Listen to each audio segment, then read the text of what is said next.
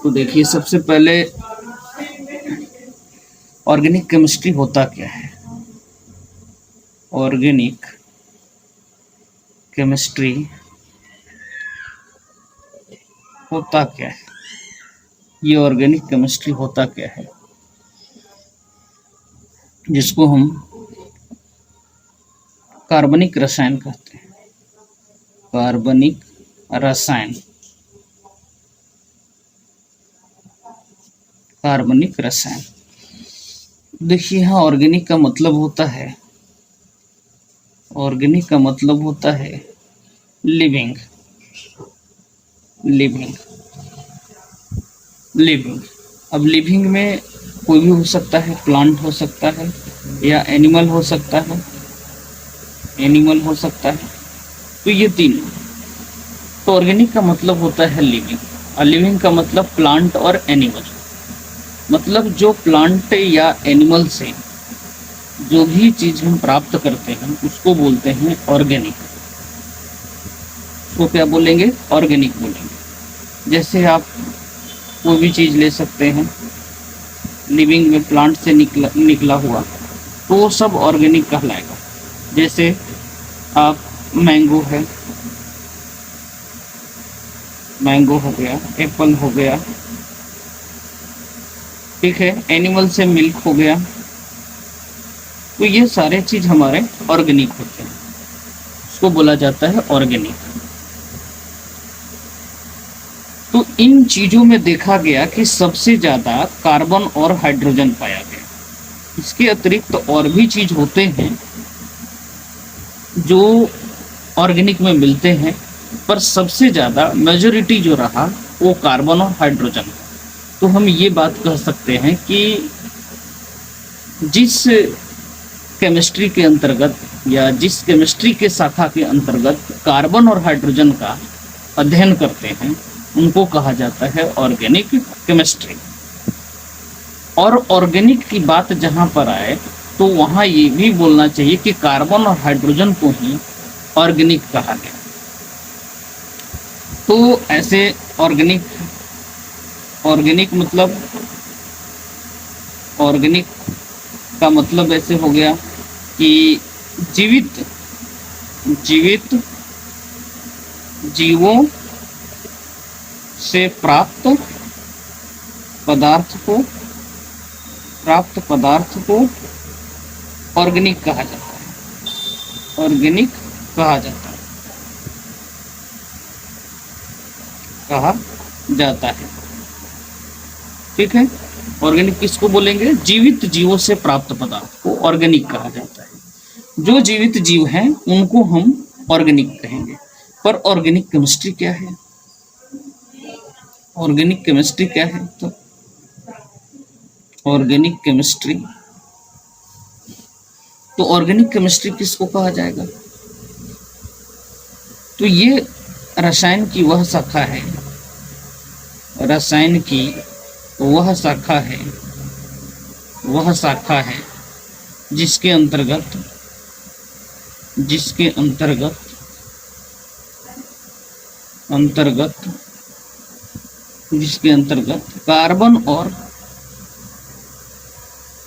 Hydrogen, carbon और hydrogen, carbon और hydrogen एवं इनके, एवं इनके यौगिकों का अध्ययन करते हैं, यौगिकों का अध्ययन करते हैं, अध्ययन करते हैं, अध्ययन करते हैं। उसको कहते हैं ऑर्गेनिक केमिस्ट्री। उसको क्या कहा जाएगा? Organic chemistry. देखिए, कार्बनिक रसायन का ये एक बेस है जो आप इंट्रोडक्शन के अंतर्गत हम ये चीज़ जानना आवश्यक है कि ऑर्गेनिक केमिस्ट्री क्या है, ऑर्गेनिक क्या है, ऑर्गेनिक कंपाउंड किसको बोलते हैं। अब चलते हैं ऑर्गेनिक कंपाउंड की ओर। ऑर्गेनिक कंपाउंड किसको बोलेंगे? तो कार्बन और हाइड्रोजन से जितने भी यौगिक बनेंगे उसको क्या बोलेंगे? Organic compound. तो कार्बन, कार्बन और हाइड्रोजन से बने कार्बन और हाइड्रोजन से बने यौगिक को ऑर्गेनिक कंपाउंड कहते हैं, ऑर्गेनिक कंपाउंड बोलते हैं, ऑर्गेनिक कंपाउंड कहा जाता है। अब इसके अंतर्गत जो है कार्बन और हाइड्रोजन से बने यौगिक को ऑर्गेनिक कंपाउंड बोलते हैं। अब ऑर्गेनिक कंपाउंड में CO और CO2 ये दो चीज नहीं आते हैं। अब इसके बाद C6H12O6 ये ऑर्गेनिक कंपाउंड है।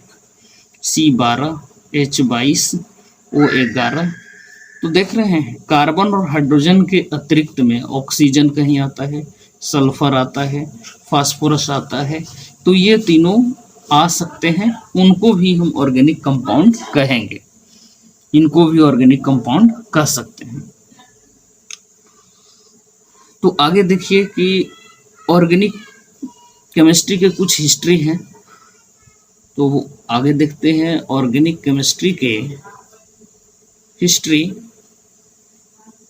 ऑर्गेनिक केमिस्ट्री के इतिहास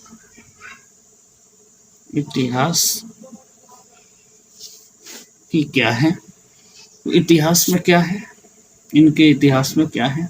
पहला सबसे पहले जो थ्योरी आया था, जो फर्स्ट थ्योरी कहा जाता है, वो था vital force theory, vital force theory, vital force theory, vital force theory, जिसको हम जीवन शक्ति सिद्धांत बोलते हैं, जीवन शक्ति सिद्धांत।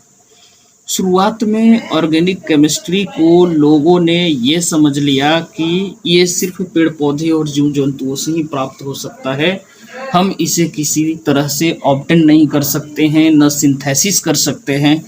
तो सबसे पहले वाइटल फोर्स थ्योरी आया और जिन्होंने 1815 में दिया था, और ये देने वाले व्यक्ति कौन थे, बर्जिलियस दिए थे। बर्जिलियस के द्वारा ये सिद्धांत दिया गया था, और इस सिद्धांत के द्वारा हम ये देखें कि कार्बन जो है एक पेड़ पौधे और जीव जंतुओं से ही प्राप्त कर सकते हैं। बस इनका मानना था कि हम प्लांट और एनिमल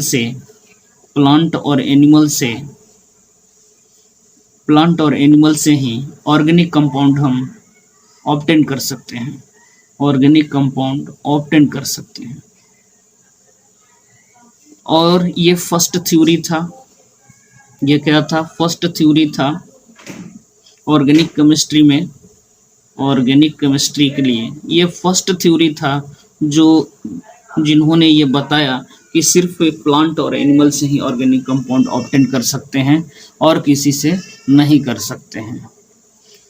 तो ये बहुत दिन तक चला भी, और कुछ दिनों के बाद ये धीरे धीरे ये जो जीवन शक्ति सिद्धांत था वो धीरे धीरे लुप्त होते गया, क्योंकि अनेकों थ्योरी आते गए। ये पहला थ्योरी था, और दूसरी थ्योरी था बर्जिलियस का दिया, इसी का शिष्य था ओहलर के द्वारा दिया गया था। ओहलर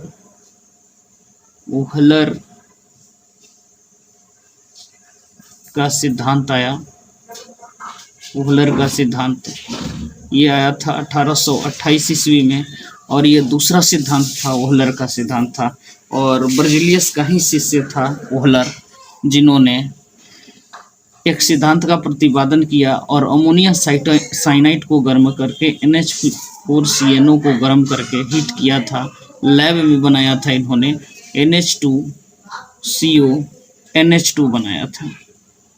ये दूसरी थ्योरी थी ये। अब तीसरा जो थ्योरी आया था वो था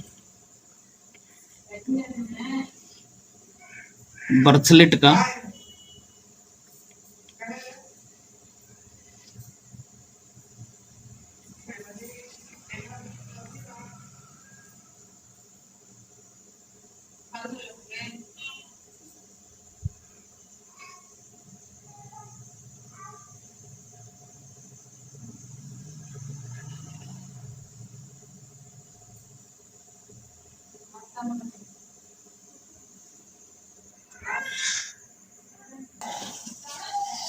तो देखिए तीसरी थ्योरी जो थी कोल्बे का सिद्धांत था, और कोल्बे ने सिर्फ एलिमेंट का यूज करके बनाया था। वो था आपका एसिटिक एसिड। तो एलिमेंट का यूज करके बनाया था। तो इन्होंने क्या किया, एलिमेंट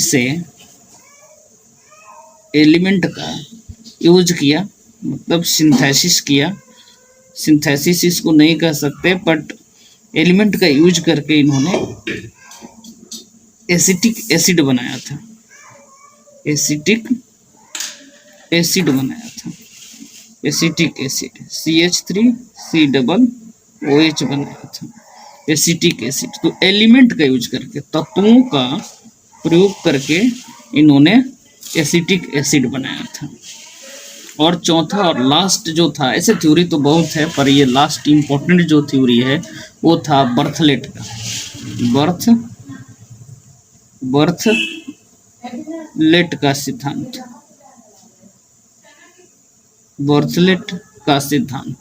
बर्थलेट के सिद्धांत में क्या किया, इन्होंने सिंथेसिस किया, और सिंथेसिस करके ये आपको दिया गया था 1845 में, और ये दिया गया 1856 में। 1856 में ये दिया गया था, और ये सिंथेसिस किया लैब में सिंथेसिस करके मीथेन गैस बनाया था। मीथेन गैस बनाया था, CH4 बनाया गया था। तो ये थे कुछ, अब इसको समराइज कर लेते हैं कि ऑर्गेनिक केमिस्ट्री क्या है। तो ऑर्गेनिक केमिस्ट्री, जैसे देखिए ऑर्गेनिक कहने का मतलब ही है लिविंग प्लांट और एनिमल, मतलब कि लिविंग थिंग से हम जो भी चीज़ प्राप्त करते हैं उनको कहा जाता है ऑर्गेनिक। जीवित जीवों से प्राप्त पदार्थ को हम ऑर्गेनिक कहते हैं। और ऑर्गेनिक केमिस्ट्री किसको कहा जाता है, जहाँ पर कार्बन और हाइड्रोजन एवं इनके यौगिकों का अध्ययन करेंगे, उसको कहेंगे ऑर्गेनिक केमिस्ट्री। इसके बाद ऑर्गेनिक कंपाउंड कार्बन और हाइड्रोजन से बना जो यौगिक होगा उसको बोलेंगे ऑर्गेनिक कंपाउंड। ऑर्गेनिक कंपाउंड में CO और CO2 नहीं आता है, तो ये ध्यान में रखना है इस बात को। बाकी आप जो भी कार्बन देखेंगे, CH4 देखिए या C2H5OH देखिए, तो ये सारे चीज़ जो होते हैं वो इस तरह से आप ऑर्गेनिक कंपाउंड के अंतर्गत रख सकते हैं। इसमें ऑक्सीजन, सल्फर, फास्फोरस भी आ सकते हैं। ऑर्गेनिक केमिस्ट्री के इतिहास कुछ है, वाइटल फोर्स थ्योरी जैसे सबसे पहला थ्योरी था। तो जीवन शक्ति सिद्धांत जिसको कहा जाता था 1815 ईस्वी में बर्जिलियस के द्वारा दिया गया था। इनके द्वारा ये बताया गया कि ऑर्गेनिक कंपाउंड को सिर्फ हम प्लांट और एनिमल से ही निकाल सकते हैं, जो कि ये फर्स्ट थ्योरी माना गया। सबसे पहले ऑर्गेनिक केमिस्ट्री में इन्होंने ही थ्योरी अपना दिया था। दूसरा ओहलर था जो बर्जिलियस के शिष्य थे 1828 ईस्वी में, जो अमोनिया साइनाइड को गर्म करके यूरिया बना दिए थे। तो ये वाइटल फोर्स थ्योरी सिद्धांत का खंडन हो गया था उसी टाइम से। और उसके बाद फिर आए ओहलर के बाद कोल्बे, और कोल्बे 1845 में अपना थ्योरी को दिए, और उस टाइम में तत्व से एसिटिक एसिड का निर्माण किया था CH3COOH का। और सबसे लास्ट बर्थलेट का सिद्धांत आया था 1856 में, जो लैब में सिंथेसिस करके मीथेन गैस को बनाया, और धीरे धीरे ये वाइटल फोर्स थ्योरी पूरी तरह से समाप्त हो गया। तो ये ऑर्गेनिक केमिस्ट्री के कुछ परिचय थे। तो मिलते हैं अब नेक्स्ट